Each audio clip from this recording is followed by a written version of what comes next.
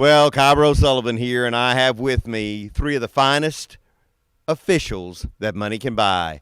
Mr. Robert Wells, Senior Official, Associate Official, Mr. Anthony Garza, and Mr. Herman Isles. Gentlemen, you're known for being some of the best because you call it down the middle, you enforce the rules, you're respected by officials and wrestlers all over the United States.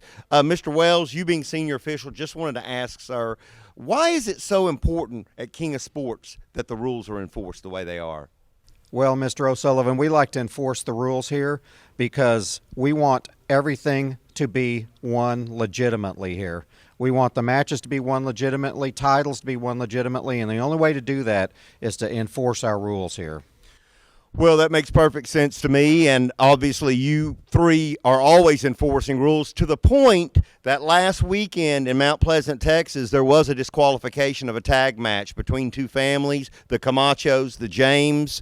You ended up, I guess things kind of broke down in that match, and you had to make a call, and you disqualified them both. That's right. Listen, I understand emotions run high, especially in families. And we had a good tag team match going, pretty exciting, and then things began to break down, emotions began to take over, and I had to go ahead and ring the bell and disqualify both teams. Well, I know that was a difficult decision, but one that has to be made. And, of course, when you're dealing with organizations such as Heart International and others of that ilk, you have to be watching extra closely, I'm sure. Exactly. You have to keep your eyes out, especially when there's a manager involved. Managers are licensed. They're allowed to be down there helping their wrestlers, but they cannot get actively involved in the matches. So, yeah, you do have to keep an eye on that.